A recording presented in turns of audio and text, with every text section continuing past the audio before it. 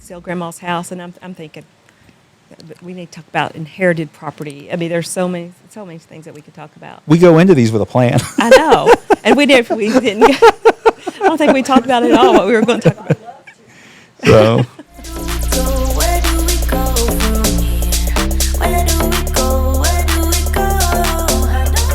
What's up, guys? It's Barrett Freeman here with the PropertyTales podcast. I'm here with my aunt, Tonya Freeman. She's our sales manager at Freeman Brothers Realty. We buy properties, we sell properties, so reach out if you need Grandma's house sold or if you want us to list your property. We do both. Thanks for joining us. What's going on? I've got several coming soon listings coming up. One in Russell Springs. Oh. Yeah. We got a guy that came in today from Tennessee.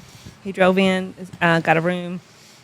He is trying to find a place local for us to live. So he got a room and had like a list of different homes they wanted to see, and most of them require 24-hour notice to view. And so I've been kind of working my schedule around him today, and we got a bunch of showings tomorrow. And he's going to be a viable client. He's going to, so that's about it. I mean, that's the interesting thing, I guess, that happened today. I had to come and see him today while I was in my workout clothes and showed him houses. And I actually said that whenever I was showing the houses, like I've been doing this since 2016. This is the first time I've ever showed a house in my workout clothes. Well, if you close, then maybe you need to evaluate keep that in your arsenal. Absolutely. It's like, are you 25 to 34? Okay, I'm going to throw some yoga pants on and show you a house. Well, he was 60. Even better. Maybe that's the demographic. That actually makes more sense. Yeah. The dirty old man. Oh, no, don't say that. You got to cut that out. I mean, this is us just getting some information. Or you can keep it. It's kind of funny. Yeah, maybe. So I recorded some before just for some maybe B-roll, you and Mom sitting in the office, but I don't know if I'll use it or not. I've been trying to mix things up and keep it interesting. Yeah. Although I do think that people find these topics interesting. They do. I think they're interesting. Yeah, they're fun. So, I showed him the house on Fletcher today. Everything that he told me that he wanted, it was the Fletcher house. I think I called you about it, though. Mm-hmm. Yeah. So that thing you sent me about the scammer, Yes. that happens several times a week. Yeah. People send a screenshot of someone messaging them, or someone's posted something on Marketplace where they're trying to get our houses rented for like $100, $200 cheaper. Oh yeah, they were going to rent. They had advertised for $800 a month and only a $500 security deposit. And people are paying this stuff. It used to be worse. Now people send us the scammers. Before, they would actually go through the scams, and then they'd be mad at us. They'd call us and be like, all right, we're here. Where are the keys? I was like, that's a rented unit. What are you talking? Who are you? Right. They're like, yeah, we rented it. We paid cash, and we're ready for the keys. I was like, unfortunately, I don't want to say, they just fell for a scam, for better or worse. And I'd like to think that I'm above falling for a scam, but I know I'm not. Blake got scammed really bad 3 days ago. Oh, no. He got a text from Hometown Bank saying that his account had been compromised. You need to log in and then change your password. And so when he logged in, they got his password. Yeah. And so I tried to log in on our Hometown Bank website yesterday, and none of the passwords were working. So I was like, Blake, did you change the password? He's like, yeah, I didn't really want to tell you, but no. He's like, they got me. As smart as Blake is, and as smart as I am, we still get it. I got a text message from the Bluegrass MLS yesterday, and it said I had a $500 fine for a violation, one of our social media posts. Yes. And I was like, first of all, my initial reaction was to freak out because $500 violation would be painful. Mm-hmm. But then I was like, wait a second, there's a 90% chance it's a scam. And it was some number I didn't know. It was like an 800 number. So I called the Bluegrass MLS. I was like, I need to talk to somebody in compliance. And they talked to a guy named Caleb, very nice. And I was like, did you send me a violation text? He's like, yeah, I sent you an email like 3 days ago and you didn't respond. And so I sent you another one today with $500 violation. I was like, okay. He's like, because you didn't reach out. I was like, okay. But I got the text. And he's like, okay, thanks for responding. He's like, we'll look at it. he ended up waiving the fine.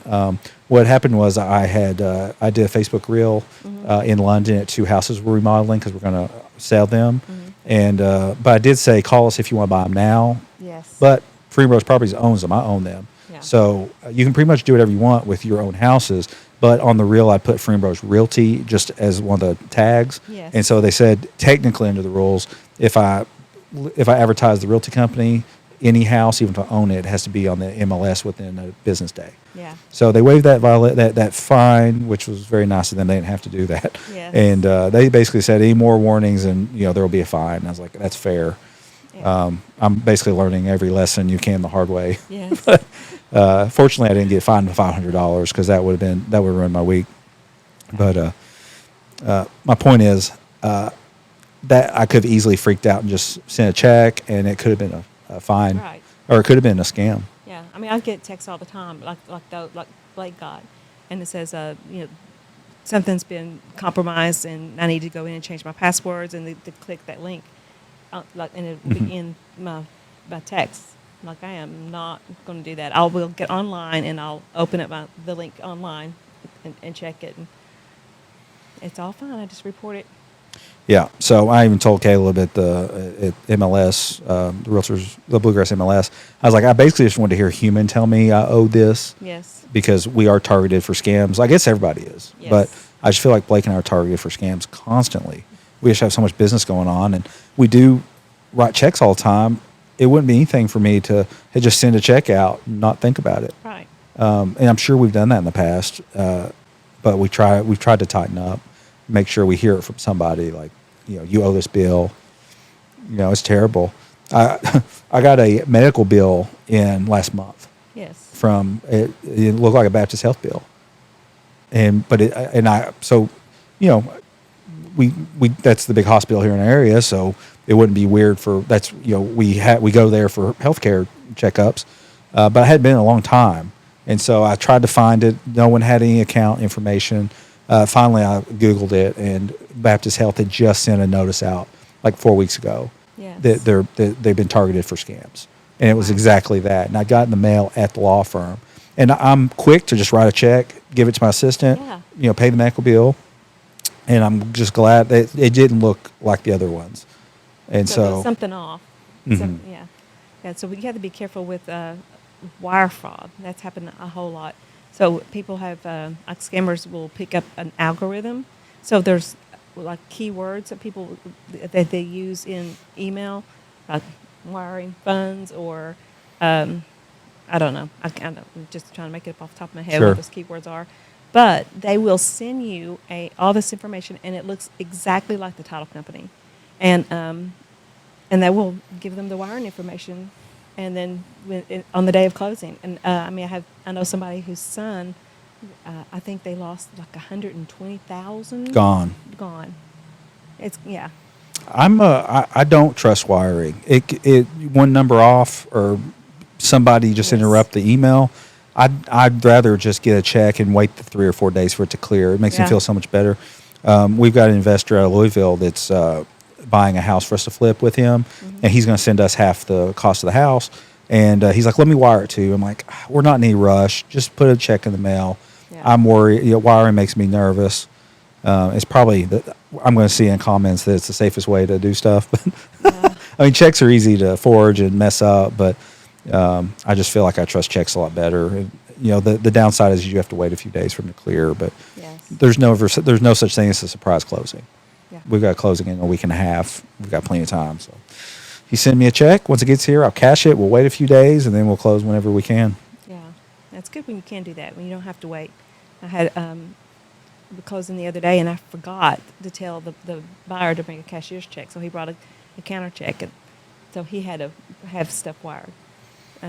But it's different because they're on the line, they're talking to another person, they're verifying the routing information, and it's not somebody that they actually are reaching out themselves and talking to the person at the bank. So you're not talking to a scammer, I guess. The chances of that is going to be a lot less. So you just got to have a contact person that you trust that you can talk to. I agree, and I've not done enough transactions to have that confidence in those contacts either. Yeah. Still not. I mean, you're the one dealing with the residential sales. 90% of my deals are private. Yeah. I bought 3 houses this month, all private. Yep. And it's a shame because there's a lot of problems with private deals for the greater market. Not to get in the weeds too much, but it hurts. The appraisers want to know what we're paying for houses so that they, can use them. Right. The local appraisers call me once a month and ask if we've done any private deals and how much we paid because they're such a problem with comparables in our area. Right. But, I mean, they should know that those properties are investment. Typically cheaper Yeah. than market, too. The reason we're doing private a lot of times is because we've offered them 30% less than what it would go for market. We're transparent about that with them, with the seller. We're saying, but it's an offer now. Right. We can list it on the market, and you might sell it in a few months, but what if they need the money now, which is often Yeah. the case? I mean, Which blows my mind. Since I started here, often I see that happening. point this at your mouth. But how often I see that happening is, I can tell somebody if you can do maybe 40,000, 50,000 more. on the table that they're leaving on the table if they can just do maybe $3,000 to $5,000 of updates and it's- wait 3 months. Yeah. So, but I don't know what's going on with them. I'm not walking in their shoes. So What would your guess be? it's all over the place. Well, Blake and I are in the same boat as you. We'd love to know what the thought process is, and I'd love an exit interview after these deals. Yes. After the deals, after it's closed, there's no more stakes. The deal's closed. They've got their money, they've got the house. I'd love to ask them a few questions. Why did you take an offer that was 30% less than market? Yes. What was the reason you were in such a hurry? Yeah. I- And you do it. I mean, I've been with you, and you're asking those questions right when you're telling them. I can't pay you full price for it. If I'm going to put it back on the market, I've got to make a profit. So why would you take less whenever you can do, this, and this, and make more money? We tell them. I feel guilty. I'm like, here's a very experienced sales agent. Mm-hmm. She's going to make you in this window of money that's 50,000 more than what I'm offering. Yeah. If you can just wait a month. Yeah. There's a risk it stays on the market for a long time, but not always. Right. Yeah. And these people don't even know what's going on with the broader markets anyway. Right. It wouldn't matter if we were in the fall of last year when everything was selling, the same day. Right. I don't think that would have affected these deals. Yeah. I think sometimes $3,000 is a lot of money. Well, I forget that. I do forget that. Sometimes $40 is a lot of money to It people, is. and I forget that because I've been doing these flips and in commercial investing so long. Unfortunately, we just write big checks all the time. Yeah. It desensitizes you. yeah. Yeah, it does. So when you're telling somebody they can put in, a few $1,000s, that's a lot of money. We just Yeah. had that conversation last night Yeah. with somebody. Yeah.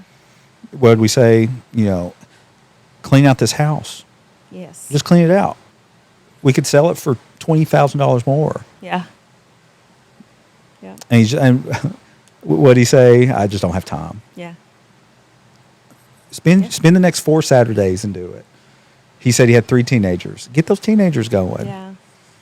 Yeah. He just had no desire to put any sweat equity into that house. And again, I don't know what his, everyday life is like. Well, he was I know- walking around. He was stomping around that property with us. I know, but it's still. I'm not making fun. I'm just. I think some people are just delusional about what it takes to actually sell a property. Yeah. Those people were hoping you'd come back with some big number that they could just sell as is, and that's just not the reality. Right. Yeah. I don't know. Yeah, but I know that they're taking care of an elderly grandparent or mother or something like that. So, But he spent an hour on the property with us. Yeah. So spend an hour a day and just clean it up. yeah. Yeah. But I've never asked them why they're selling so quick. Yeah. Have I? You've been in a lot of those with me. I don't ever ask No, why. No, you ask why they're selling. So, why they wouldn't sell with you, and whenever they can do certain repairs or updates or whatever. or just listed on the market as Yeah. is. Yes. So the last two houses we made deals on and bought, they were ready to go. Yeah. We're going to do some updates, but we could also, the Florida Avenue house, we could list that right now Yes. and make $40,000-$50,000. Yeah. We're going to put some money into it and hopefully get more, but Yeah. It's a great house. Great lot. and I'm not sure why they did that. The magic words, we don't want to deal with a realtor. They think that they have to pay all these realtor fees, and they end up leaving, $25,000 or more on the table because they don't want to pay realtor fees. It's a bird in the hand is better than two in the bush. Mm-hmm. But I never believed that. Right. If you And they also they don't. Most people don't realize what all realtors do. They don't know what the benefit of working with the realtor, the protection they have, because we're going to make sure that they have all the disclosures. just the years of transacting business in houses. And negotiating, Mm-hmm. and making sure that we're bringing pre-qualified people into their home. Well, they've shown how good they are at negotiations from the beginning when they Yeah. don't hire a professional negotiator. Right. They're just not. They don't have the skills and they don't have the information. You and I were looking at a house this weekend. I got a message today. Mm-hmm. The magic words: Mom wants me to sell her house. She doesn't want to deal with realtors. Do you want to buy it? Yeah. And I was, of course. I was like, have you thought of a number to sell it? No, we don't have a number. I said, okay, well, here's typically how it works. And just for you guys, this is a conversation I'll have with you if you message me and say, I've got a house for sale. Mm-hmm. I'll say, typically we'll make an offer, but it'll be 30% less than what I think it'll go on the market. But it's a real number. It's a real offer, and we'll close in 30 days. Right. Or my Aunt Tonya will be there with me, and she will run comparables and say, if you let me list this on the market, you'll get $30,000 to $50,000 more. It might sit for a few months, maybe not, but you'll get that more money, and that's the deal we always present. It won't sit for a few months. If it's sitting for a few months, then it's either going to be because of the marketing, the location, or the price. But that's their fantasy. But if it's not going to be the marketing. I promise you that. It's definitely going to be marketing with our firm. No, definitely not. If we have something for sale, we're Right. screaming it from the mountaintops. Right. I mean, we're doing a podcast. It's Thursday evening. I mean, I love doing this, but There you go. we're working. We got houses for sale. Bunch of. A lot of them. Call Tonya. She'll help you buy one. So we're also finally getting people reaching out to us to help them buy. That's not anything I've ever had before. Yeah. We got 2 calls yesterday. Hopefully you'll get a call today from that one. But that makes me happy because, it's easier to have the listing, but, it's you still make the same money whether you have the listing or you bring the buyer. So it's just maybe it's more work up front for the listing agent, but then it's more work on the back end for the buying agent. Is that how it generally works? I don't know. You know what? I feel like it depends on the agent because I have I've been the buyer's agent.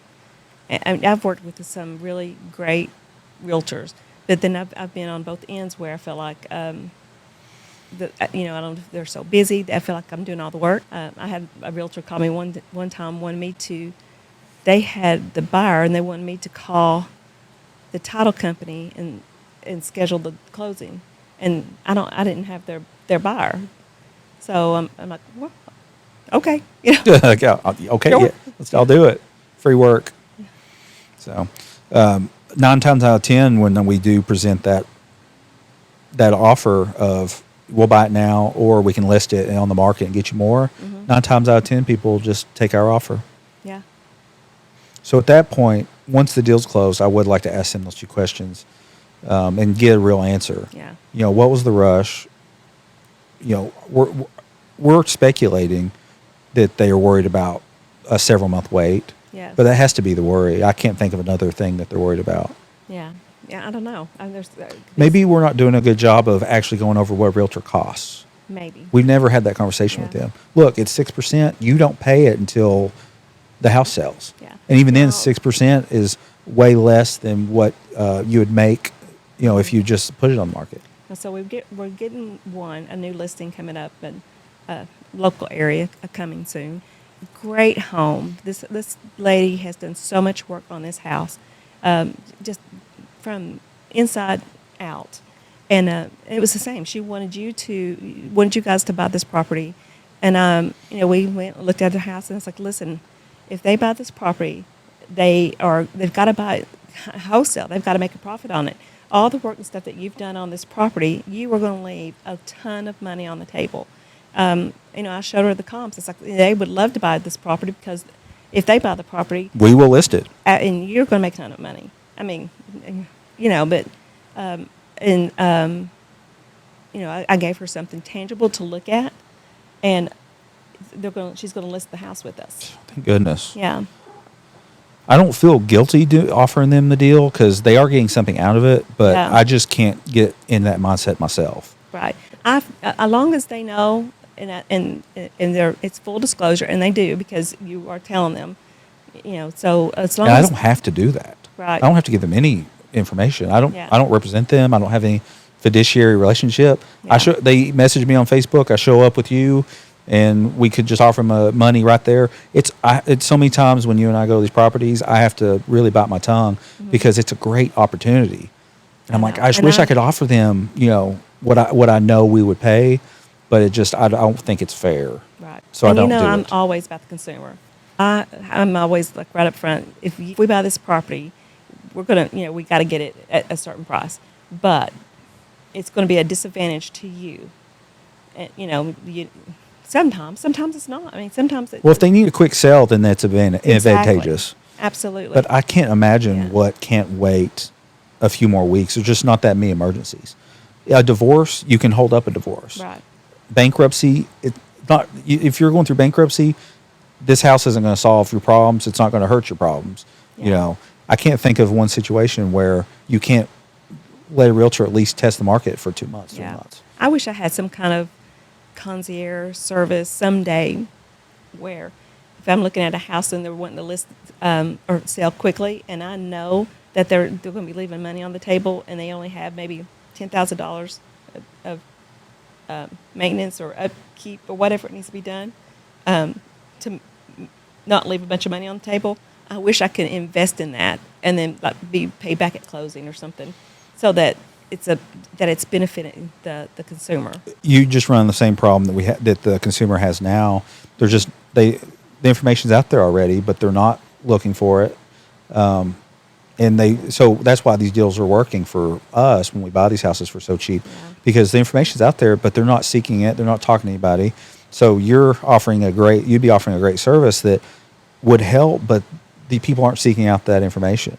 It would definitely benefit them, but there's something in business called fragmentation of information, and that's why anyone anywhere makes any money, because there's just going to be different levels of information between one person and another. I want to give them all the information. I want to help them. I do give it to them. You do. But it's probably because it's a small town. I'd hate for people to be running around saying the Freeman brothers swindled me or made a bad deal. And the only way to avoid that is to be as upfront and disclose as much as you can. But, we don't have a duty to do that. If we're in a bigger city, maybe we would do business differently. Yeah. I don't know. I don't know if I would or not. Because I don't want for me to sleep at night, I don't want to feel like I took advantage of somebody or left them in a bad situation. Yeah, I just want people to know that when they're working with me, I've got their back, that I'm going to protect them. That's nice of you, but the problem is you might see them one other time, one other transaction. But I get a ton of referrals. A lot of my work, when I first started in real estate, I paid for referrals, and I quit paying for referrals. I'm gonna say about maybe 80% of the work I get are referrals. We pay for referrals now, and we just I think Hannah has the line, and I don't think it rings. Yeah, because there's nothing on the market. Yeah, it had been different this time last year, but this is the environment we're in. This is the environment we're doing business in. Yeah, it's tough. That was a great podcast. I appreciate you joining me again, and let's do this a lot more. We barely scratch the surface on all the things that we talk about every day. Sometimes you throw out a keyword like sell grandma's house, and I'm thinking we need to talk about inherited property. I mean, there's so many things that we could talk about. We go into these with a plan. I know, and we didn't. I don't think we talked about it at all what we were going to talk about. So, But anyway, so that's been the podcast. Join us every week. We'll be putting these out, and otherwise, we'll see you next time.